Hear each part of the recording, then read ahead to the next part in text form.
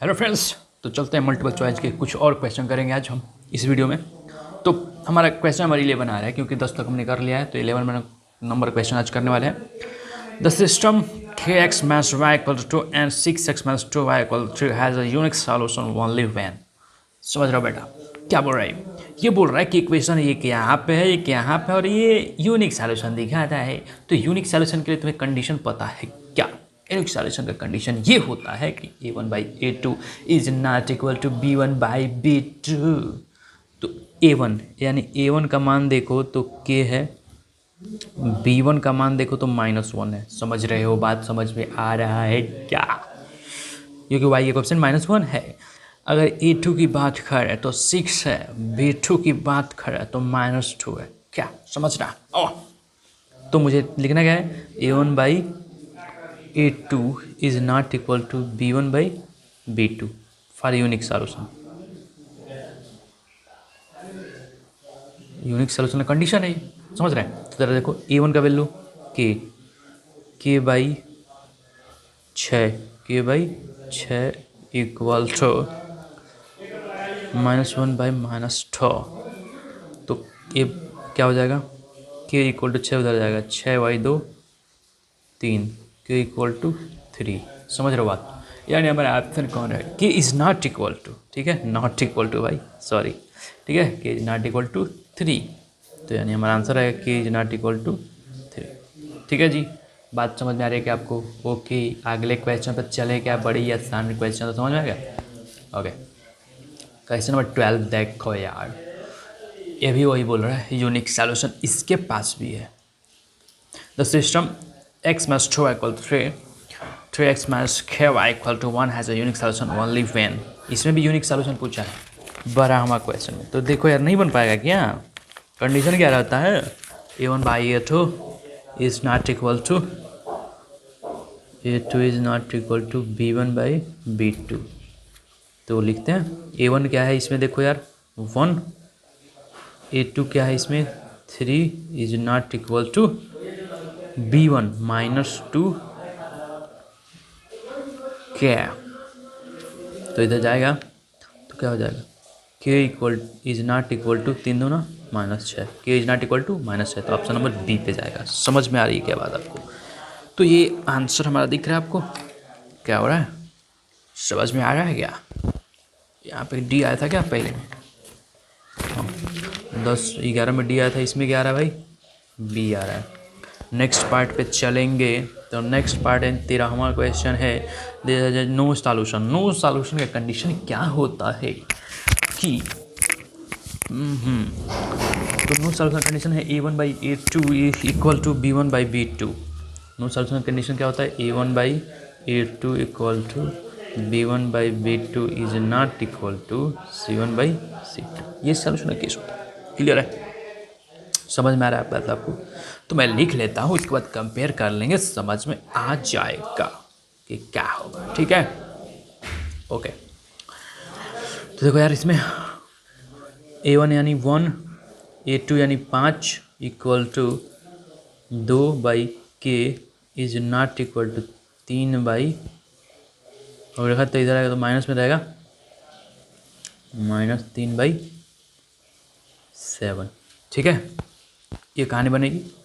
समझ रहे हैं ना बात को? तो ज़रा देखो इसको, तो इन्हें लिखना k इक्वल टू 10। अगर इन दोनों को कंपेयर करूँ तो लिख सकता हूँ, और इन दोनों को कंपेयर करूँगा तो मैं क्या लिखूँगा?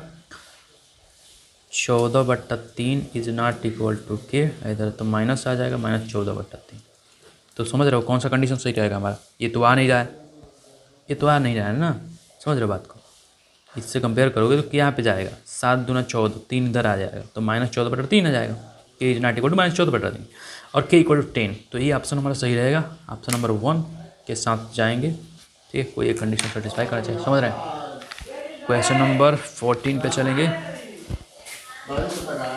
क्वेश्चन नंबर 14, ठीक है। तो क्वेश्चन नंबर 14 आपके सामने है, आपके स्क्रीन पे देखिए जरा, पढ़िए जरा, ऑप्शन देखिए जरा। तो क्वेश्चन नंबर 14 है, इफ द लाइन्स गिवन इतना एंड इतना are parallel then the value of k is. जो पैरेलल कब होता है? No solution. यानी एक केस और ये केस दोनों सेम है। 13-14 क्वेश्चन सेम है अगर देखा जाए तो। ओके, समझ रहे हैं बात को? ओके, तो मैं क्या करता हूँ, इसको सॉल्व करने की कोशिश करते हूँ, मैं बताऊँगा क्या आता है आंसर। ओके, तो 14 है कि पैरेलल लाइन है, तो क्या होना चाहिए भाई, A1/A2 equal to B1/B2 is not equal to C1/C2। ये केस बनता है पैरेलल लाइन के, यानी नॉट नो सॉल्यूशन के लिए, यानी पैरेलल लाइन के लिए। ठीक है, समझ रहे हो बात?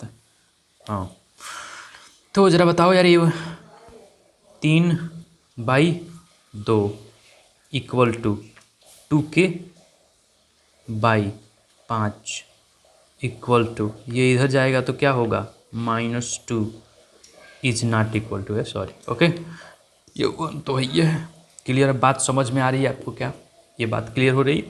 ओके, अब बोला है कि देन द वैल्यू ऑफ के का वैल्यू, तो इधर से नॉट इक्वल तो होएगा नहीं, इधर से आएगा। ठीक है, देखते हैं यार, तो के का वैल्यू क्या होने वाला है यहाँ पे देखो, मैं लिखूँगा 3/2 इक्वल टू 2K/5। तो ये 2K को क्या लिखूँगा, 2K इक्वल टू 3 × 5/2 होगा।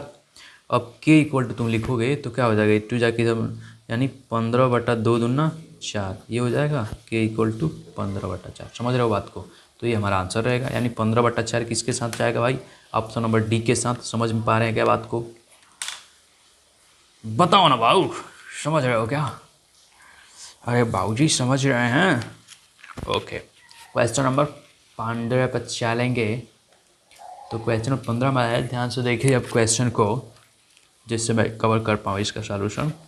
क्वेश्चन दिया है 15वां क्वेश्चन क्या है, देखो ध्यान से भाई। फॉर व्हाट वैल्यू ऑफ के do the equation this and this represent a line intersecting at a unique point. Unique point मतलब यूनिक सॉल्यूशन वाला पॉइंट। ठीक, समझ रहा हो नहीं समझ रहा हो?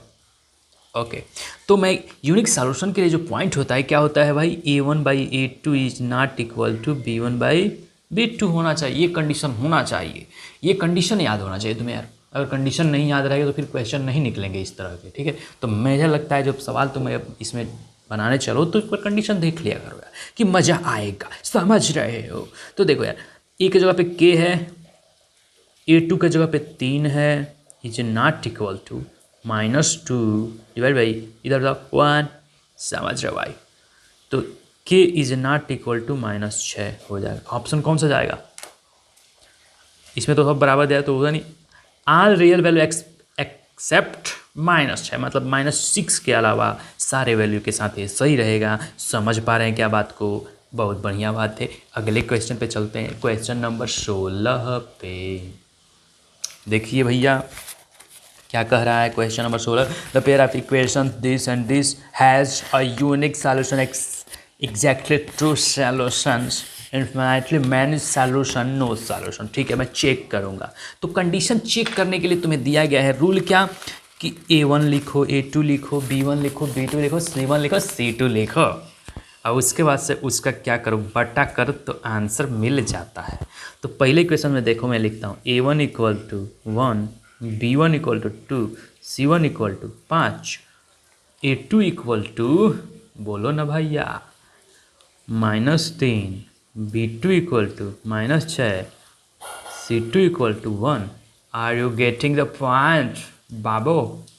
ओके, अब मैं क्या करता हूँ, A1/A2 निकालता हूँ, यानी 1 -3, B1/B2 निकालता हूँ 2/6 यानी 1/-3, C1/C2 निकालता हूँ 5/1 जो कि बराबर है। इसको मैं अब ले लिख सकता हूँ A1/A2 is equal to B1/B2 is not equal to C1/C2। किस तरह का कंडीशन है ये बताइए जल्दी से, कौन सा कंडीशन है ये? क्या यह नो सॉल्यूशन का कंडीशन है? बताओ यार, बताओ ना यार, क्या यह नो सॉल्यूशन का कंडीशन है, यानी पैरेलल लाइन का कंडीशन है? बताओ ना यार। हाँ, नो सॉल्यूशन का कंडीशन है ये।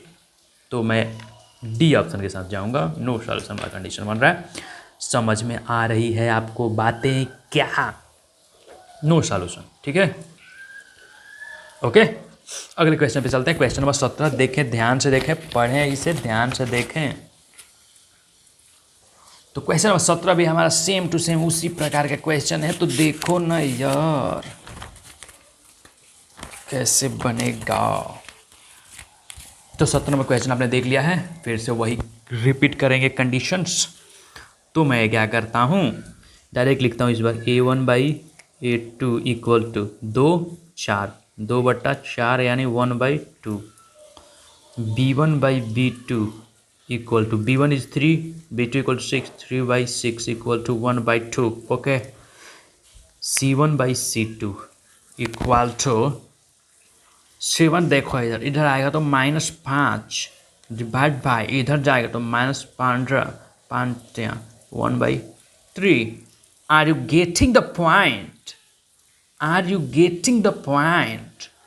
ओह क्या बात है। तो ये भी तो वही कहानी कह रहा है यार, A1/A2 equal to B1/B2 is not equal to C1/C2। तो क्या होना चाहिए बताओ ना यार। तो क्या मैं नो सॉल्यूशन बोलूँगा यार? तो ये बात तो वही हो गई ना भैया। कहानी 2 बार दे रहे हो यार, एक ही सेम चीज़ कहानी, मतलब पागल बना रहे हो क्या? हम तो बना देंगे भाई। नेक्स्ट चलते हैं 18वां क्वेश्चन पे। 18वां क्वेश्चन जो है देखो यार, if a pair of linear equation is consistent then their graph will lines will be parallel। consistent का मतलब क्या होता है? जिसका सॉल्यूशन आए, तो या तो इनफाइनाइट नंबर ऑफ सॉल्यूशन आ जाए या तो कम से कम 1 तो आए, तब तो हम कॉन्सिस्टेंट बोलते हैं भैया। ओके। तो देखो पैरेलल लाइन नो सॉल्यूशन होता है, पैरेलल लाइन कटता ही नहीं, क्योंकि पैरेलल लाइन बना दोगे कहीं कट रहा है तो सॉल्यूशन कहाँ आएगा भैया? No solution. पैरेलल लाइन में नो सॉल्यूशन होता है। ठीक है, आगे चलते हैं। Always coincide no always intersecting और कोइंसाइड, समझ रहे हो? क्या बात है। इंटरसेक्टिंग मतलब या तो इंटरसेक्ट करे लाइनें, इस तरह से मान लो इंटरसेक्ट, तो ये सॉल्यूशन मिल जाएगा। या कोइंसाइड मतलब एक के ऊपर दूसरी लाइन चले जाए, तो इंटरसेक्टिंग और coincide coincident. Okay, always coincident थोड़ी होता है। समझ रहे हो क्या? समझ रहे हो क्या? इंटरसेक्टिंग में भी मिलता है और कोइंसिडेंट में भी कंसिस्टेंट मिलता है। तो बात समझ में आ रही है क्या आपको? नेक्स्ट क्वेश्चन पे चलेंगे। A pair of linear equation is inconsistent then their graph lines will be always parallel. ओ समझ रहे हो बात? तो that is option number A. मुझे लगता है समझ में आ गई होगी बातें। 20 नंबर क्वेश्चन देखिए ध्यान से जरा। 20 नंबर क्वेश्चन क्या दिया है भैया, पढ़ के बताओ। In a triangle angle C equal to lam, तो what is angle B? Oh my god is, ये कहाँ से क्वेश्चन आ गया इस चैप्टर में? फिर भी सॉल्व करेंगे। तो समझ रहे हो भाई क्या बोल रहा है? समझ रहे हो क्या? नहीं समझ रहे हो? एंगल भी निकालना समझ रहे हो? ओ बाबो। तो क्वेश्चन नंबर 20 आपको दिख रहा है क्या?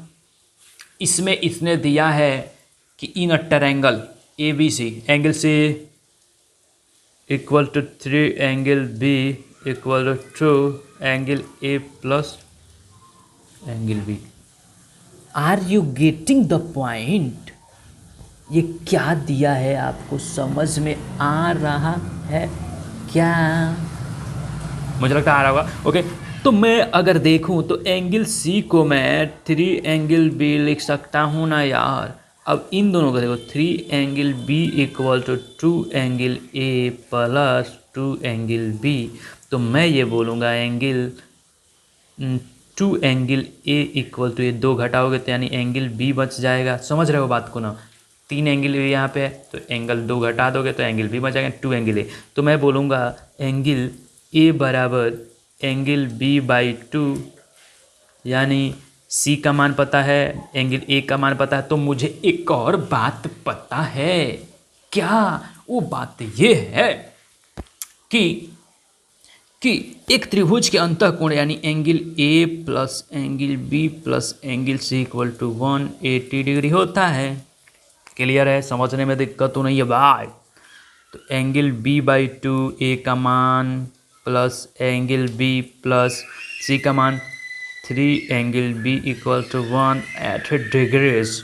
यहाँ पे एलसीएम मैं ले सकता हूँ 2, तो ये हो जाएगा angle B plus 2 angle B plus 3 दूना 6 angle B equal to 180 degrees. Okay, मुझे लगता है आपको समझ में आ रहा होगा।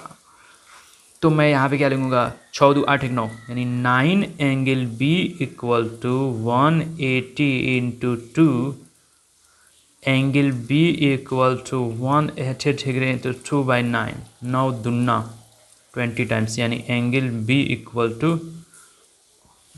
40 degrees. Are you getting the point? Are you getting the point? क्या आपको समझ में आ रहा है? ऑप्शन नंबर कौन सा होगा? ऑप्शन नंबर बी होगा भैया। तो बी वाले ऑप्शन के साथ जाएंगे। कोई समझने में दिक्कत है तो बताएं। नहीं होगा दिक्कत मुझे लगता है। ऑप्शन 21वां क्वेश्चन पे जाएंगे और फिर से उसको सॉल्व करेंगे 21वां क्वेश्चन को। तो मेरे को लगता है सॉल्व करिए आप लोग। हाँ तो सॉल्व करो भाई। 21वां क्वेश्चन क्या बोल रहा है? In a cyclic quadrilateral ABCD it being given by angle equal to this, b equal this, c equal this, and this. What is the angle B? Oh my God! Are you getting the point? Cyclic quadrilateral आप समझते हैं क्या? बोलिए।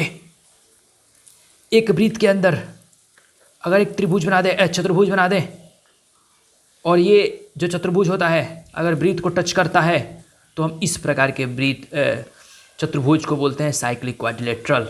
आप ये समझ पा रहे हैं क्या बात को? और इसमें एक प्रॉपर्टी होता है, जैसे मैं इसका नाम देता हूँ ABCD, तो angle A plus angle C equal to 180 degree. Vertically opposite angle का सम जो होता है 180 डिग्री के बराबर होता है। अगर मैं angle B plus angle D लिख दूँ तो ये भी 180 डिग्री के बराबर होता है।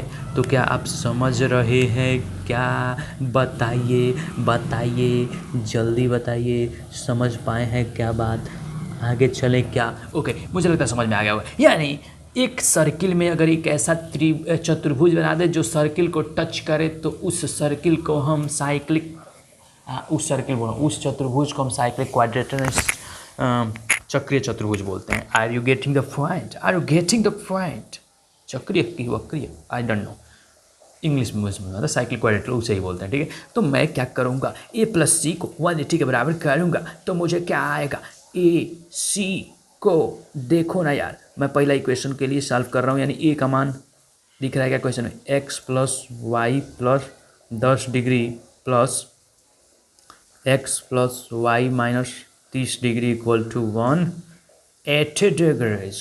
x यानी 2x plus 2y equal to 30 minus 20 होगा, इधर जाएगा तो 180 plus 20 equal to 200 degrees. Are you getting the point? अब मैं क्या कर रहा हूँ, बी और डी को जोड़ रहा हूँ। B is y plus 20 degree plus x plus y degree equal to 180 degree. तो इसको मैं क्या लिखूँगा? मैं लिखूँगा x plus 2y equal to 20 यानी 160 डिग्रीज लिख सकता हूँ क्या भाई? इसको मैं दूसरा इक्वेशन मानता हूँ, इसको मैं पहला इक्वेशन मानता हूँ। समझ रहे हो कि नहीं समझ रहे हो? तो मैं क्या करता हूँ, अब मैं पहला में से दूसरा को घटा देता हूँ क्योंकि मुझे b का मान चाहिए। तो b में मुझे y की ज़रूरत है। तो मैं क्या करता हूँ, समझ रहे हो क्या? चलो भाई, या तो तुम गुणा कर लो यार, ये दो तरीके होते हैं, क्योंकि b में हमें y की ज़रूरत है भैया। तो समझ रहे हो भैया? तो x का भी उड़ा दो। तो इसमें क्या करते हैं, x को बनाएंगे 2 से गुणा कर दो इस इक्वेशन में दोनों तरफ। समझ रहे हो? 2 से गुणा कर तो यानी हो जाएगा ये 2x plus 4y equal to 360 हो जाएगा ना? अरे 320, 16 दूना 32, 320 डिग्री। समझ रहे हो बात? ये बात समझ में आपको आ रही होगी मुझे लगता है। तो मैं क्या करूँगा, दूसरा में से पहले को घटाता हूँ तो 2 माइनस 1, दूसरा इक्वेशन में से पहला इक्वेशन को घटा रहा हूँ भाई। तो दूसरा इक्वेशन इज, इसको मैं लिखता हूँ 2x plus 4y, 2x plus 4y minus 2x minus 2y equal to 320 minus 200। Are you getting the point? अब जरा देखो ध्यान से, x उड़ गया, ये क्या होगा 2y इक्वल टू 320 में से 200 यानी 120 हो जाएगा। अब पूछा है 2y प्लस 20 डिग्री का पूछा है इसने, ठीक है। तो देखो y बराबर क्या हो जाएगा, 120/2 यानी 60 डिग्री। तो वाई क्या आएगा, y B equal to y plus 20 यानी 80 डिग्री आएगा आंसर। बताओ ना यार, है बताओ ना, ओ बताओ ना, समझ रहे हो? यहाँ से देखो यार, तनी ध्यान से देखो तुम, ये थोड़ा लंबा क्वेश्चन जा रहा है तो तुम्हें ध्यान से देखना है यार, इसे समझना है यार। समझ जाओगे तो भाई अच्छे बच्चे हो तुम। वाई का मान 60, तो पूछा वाई प्लस 20, तो 60 प्लस 20 इज 80, तो हमारा आंसर रहेगा 80। तो आई होप क्वेश्चन समझ में आए होगी, मज़ा आया होगा आपको। और अगर वीडियो अच्छा लगा है तो लाइक करें, सब्सक्राइब करो, अपने दोस्तों के साथ शेयर भी करा करो, सब्सक्राइब तो कर दिया करो यार चैनल को। और देखते रहें आकाश मैथ मैजिक। तो मिलते हैं किसी नए वीडियो में अच्छे क्वेश्चन के साथ, और इस टॉपिक का ये लास्ट वीडियो है। तब तक के लिए धन्यवाद।